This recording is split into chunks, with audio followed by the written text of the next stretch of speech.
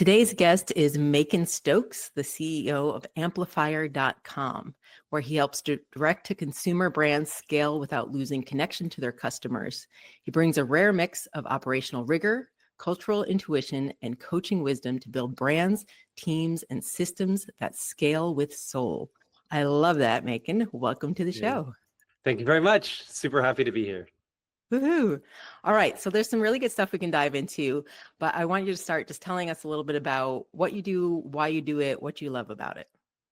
Man, in 30 seconds or less.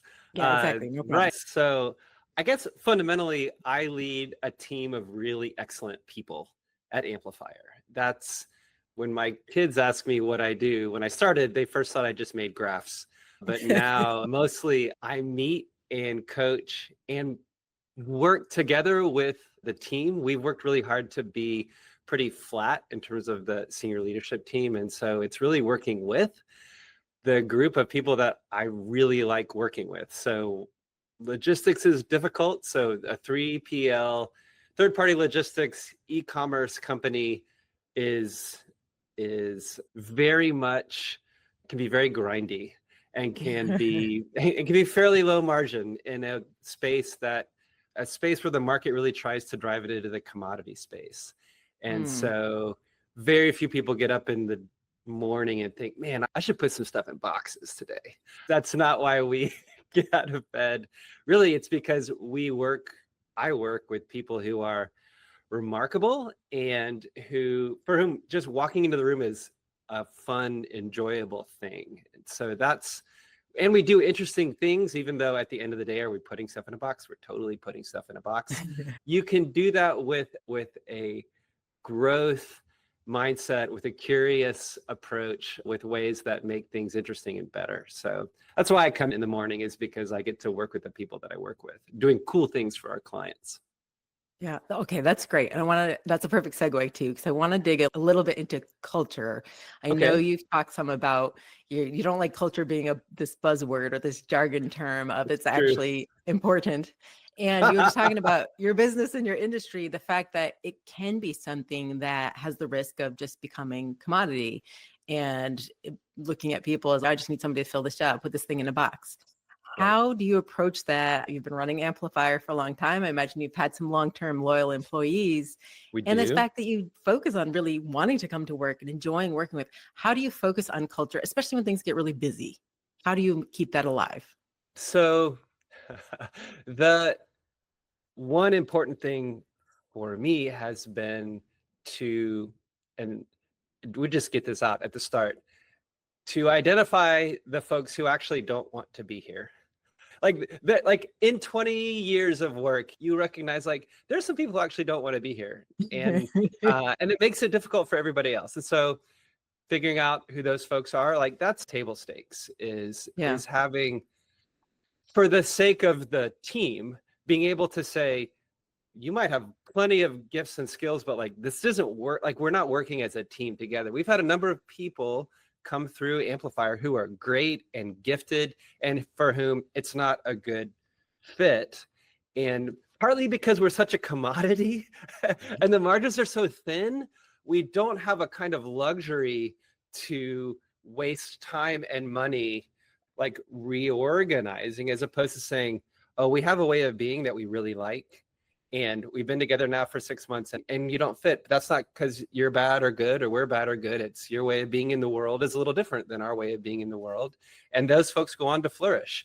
And the team after that sometimes come to me and say, why did you wait so long? So that's part of it. And I do personally make fun of sort of culture talk, because it's easy to talk about. It's easy to say, we want to have a great culture. And it's a long-term play. It's like saying, I want to be really strong, but not doing the work over 10 years to actually get strong physically. It's a long-term thing. And so reps, I think, for us as we've gotten there has been one is, when we interact with clients, when my team interacts with clients, even if they're very big clients, if the client is saying something true, then we affirm it. And if they're not saying Yeah. something true, then we can say, that's not true. And we have this coaching moment of, and this comes from my wife being a counselor. It's like, that client just told you something that is not true about you. You're having feelings about it right now. Those feelings are appropriate. They just said an untrue thing about you. Now we're going to have those feelings. Okay, now we're not going to react to that part. Like now we're going to react to, what do we want to do now? Like this client has just identified that they're either not truth tellers or they're not self-aware enough to be in touch with what's real. And I'm going to value my team's integrity as people and their integrity as people who do good work, and help them understand, like, look, if it's between the client and us, it's going to be us. That's how it goes.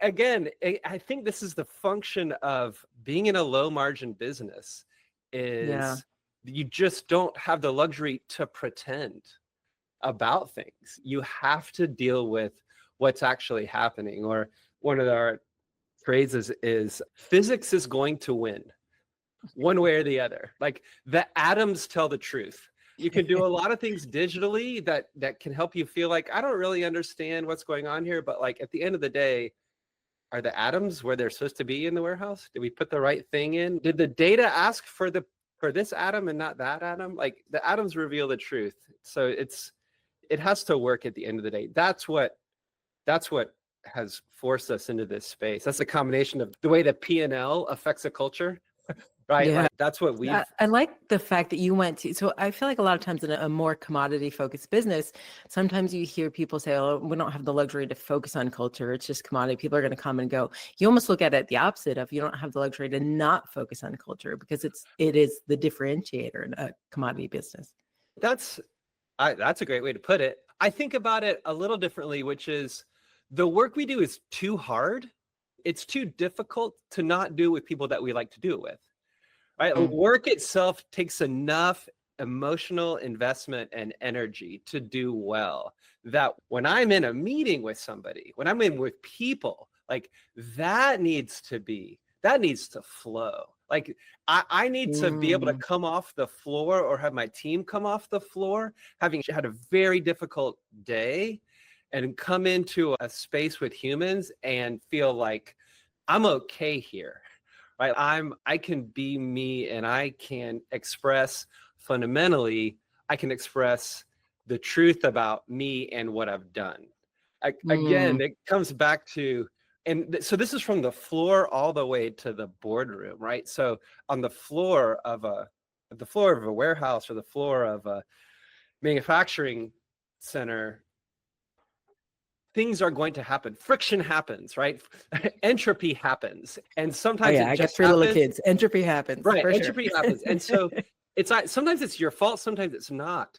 But you have to, if it's on the floor, if it's on a line, like the whole organization cannot put up with you lying about what happened. And so like from the floor all the way up through like interacting with the board on the financials and I joke with my VP of finance all the time. I'm like GAAP, all these GAAP rules, you just made up a bunch of things. Like there's a bunch of pretend things in here, and I know it's important, and I know we're going to play by the rules, yes.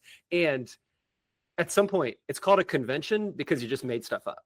And so it's generally accepted. It's not because it got derived from the universe. So, but at the board level, to be able to say, like, this, I'm not hiding my losses by financial engineering. I'm just showing you this is what's true. And I know you'd like a better P&L, but if I changed the P&L to make you feel better, it wouldn't reflect what's happening in the company. And so it's all the way up and down. So I guess, so that comes back around to what's for Amplifier, and for me, what makes a good culture is, can you tell the truth? Like at the end of the day, that's the start of it, is can we tell the truth to each other? And we're forced into that because of the physics that we work with. Gotcha. Okay. There's a couple of things you said there I want to dig into. So I am a recovering compartmentalist. I spent the first several years of my career thinking I'll just check all my personal stuff at the door. Now I'm in Mm. work mode and never the twain shall meet. And it wasn't until I poorly managed some individuals and then learned, no, oh, people don't actually check their humanity at the door. They're one whole person. And I think I've gotten better at that as I've gotten older. But you mentioned a few things about, you dropped a little workout jargon there. You mentioned about your wife being in counseling. What are some areas outside of work that you think have really made you who you are and better at what you do? My wife does have her master's in counseling, and my wife is also an external processor. And so when we were first married and she was going through grad school, I felt like I audited all of her classes because she would come home and just talk to me. Here's all the things I learned. And I didn't need a counseling degree to realize it's very important for me to listen and nod and receive all this. So the fundamental human wisdom of understanding the difference between stimulus and response, right? Whether it's a emotional stimulus and a response, or seeing something physically happening and a response. Mm-hmm. The human wisdom of knowing, like, you can separate those two things. You can have a stimulus come in, whether it's somebody yelling at you, or it's a failure that you made, or something bad is physically happening in front of you. It's a muscle. It's an emotional muscle to be able to say, I'm having an experience, look at the experience, and then respond, not just out of the experience, but out of the tools that you've got at your disposal. And some of that also comes from before I worked at Amplifier. I also worked in a helping profession. And so there's come at this with a view that humans are always in development, and how do we think about that when we're interacting with other people? How much space do we give somebody to be in development? Like, they're having a bad day and they're responding to me very poorly, to be able to say, oh, you're 20. Like, this is actually fully in spec for a 20-year-old. Or you're 35 and you're going through a divorce. Like, this response that you're having with me is fully in spec for a human going through a divorce. Now, the other thing that helps me, coming back to the very first thing, is to identify, oh, wow, this person's in development. This person, I see where they are in their sort of human interaction stage. And I realize I don't have the tools to help them develop, right? If they stay here, they will never develop, and they're going to make everybody very angry. Right? We are not, at the end of the day, a helping profession. Amplifier is not it's not a human development company. We put things in boxes in a way that really helps our clients. Like, at the end of the day, that's what we're doing. Right. And so to have on the leadership side, to have the space to say, it's okay for people to be in development. It's also okay for the leadership team to be in development, and to see we're good at moving some people in some places along the wisdom path, but we're not good in other places. And let's go ahead and identify, the way this person needs to grow is not a thing we have to offer them. Again, having the not bad or discernment to good. recognize That's right. when it's a fit and when it's not, and that can That's right. change. Yeah, that's right. So people do talk about, oh, they're not a good fit, or they're not the right person on the bus, or it's not like it's not a good cultural fit. That's true. But I would say in some ways it's not deep enough. But how are they not a cultural fit? Do you just think you're awesome and they're jerks? Do you think that you hustle and they don't? Like, that's not actually a good way of thinking about human development. Humans actually don't develop that way at the end of the day. So, do you have a story or example of when you really had to focus on, you know what, I have to make a change here for culture. I'm going to put culture first. Or is there something that you do actually, I want to ask you some about you happen to have a Friday ritual that I follow you on LinkedIn. I want to know a little bit of it about how I almost feel like this almost become a cultural thing. Maybe if it didn't necessarily start that way. Can you tell us about that? And also, how did that start? And what's the story behind that? Sure. So that's my skateboard right there. And so let me tell you how I got my skateboard at Amplifier. It was maybe, I'm not good at retrospective, like, dating. So let's say, like, maybe 12 or 13 years ago. I was not the CEO. I was in charge of operations, and we were in a different warehouse, and the office was up front. And at the very back of the warehouse was actually a kind of printing press. And we had a client that we were running this printing press for, that we did fulfillment for. And it was an amazing machine and very fiddly. And so you always had to be checking on it. And there were only a couple people in the organization that knew how to run it. I was one of the people who knew how to run it, even though I was also in charge of the operation. And so I had this, it was a really tough year. And I had a week where I was like, I would be in my office, like doing stuff, doing leadership stuff. And then I would go back to the back of the warehouse and like fiddle with the machine and make it run. And so I did that 10 times. It was miserable. Like it was a miserable day, and I hated walking back and forth. And at some point I was like, if I have to do this 5 times every day, I'm at least going to do, like, in this sort of 30 seconds, I'm going to have fun. These are miserable days, but I'm going to be 30 seconds between here and there. So I got a skateboard, and I started skateboarding back and forth. And because I was the because I was the boss of the operation, I was like, nobody's going to tell me I can't. And basically, this is how I'm going to survive. I'm going to survive by having 30 seconds of the joy of riding on my skateboard. And nothing fancy, just like zoom. It wasn't like I was doing kickflips or anything. I cannot do those. So I have this. We moved to this new warehouse, and then like 20 weeks ago, I see all the things that people are putting out on LinkedIn, and I feel like there's not a lot of truth telling on LinkedIn. And as you may have got, telling the truth is really a deeply important thing about Amplifier. And so I thought, man, I should say some things, but I need a constraint. Like, I'm just going to blather on. And I thought, also, I haven't skateboarded in a little while. Like, why don't I just go skateboard and video myself while I skateboard? And that'll be, this was the constraint, because like, we're big fans of the theory of constraint. That's a thing by Eli Goldratt, the goal.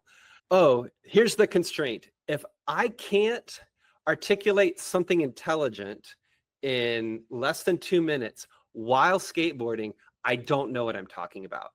So the first time I skateboarded a while, I was like, no, I can't talk about that. I can't talk about that. It was fun. And the people on the floor put up with it. Like, I actually don't know what they think, but when the CEO goes behind the skateboard, like, they don't scowl at me. And every once in a while they'll like something on LinkedIn that I put up. And they also know that, or at least I try to communicate that it's an uncomfortable thing for me to do, to post these videos on LinkedIn, because I feel like it just feels very fake. It feels very manufactured. Oh, look at this guy. This is a safe for work podcast, so I'll just hold it, like, what I actually think about what I'm doing. It's like, seems really, but so I can do it, and then they all can tease me.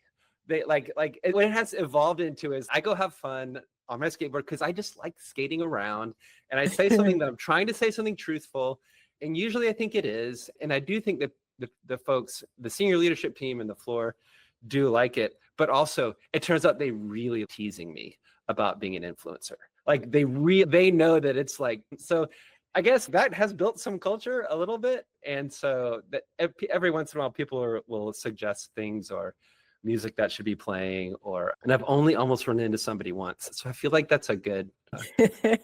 No accidents have occurred. No accidents have occurred yet. We want to have a growth mindset, Elizabeth. No accidents have occurred yet. Yes. I love that. I really like the idea of time bounding it. And I've watched many of your skateboarding updates, and I find them very insightful, and it's a good way to have, that's a really good way to time bound it and say, can I explain it in this short period of time? So yes, it's actually a good way to wrap up here. If people want to find you and see your skateboarding videos, where can they find you? So if you just search for Macon Stokes on LinkedIn, it's I think my LinkedIn URL is Macon-Stokes. You can see me there. if you want to know what Amplifier does, just go to amplifier.com and see what we do. And yeah, we try to have fun while we do it. And I didn't even talk about how I help my clients, but part of the core thing about what we do with our clients is we tell them the truth too, about what's effective, what's not, what's real, how things are going, how they're not. And people, at the end of the day, I think every human appreciates being told the truth. 100%. 100%. Telling the truth and having fun with Macon Stokes. Thank you for being here. Follow him for more good stuff and crazy shenanigans online on LinkedIn. And we'll see y'all next week.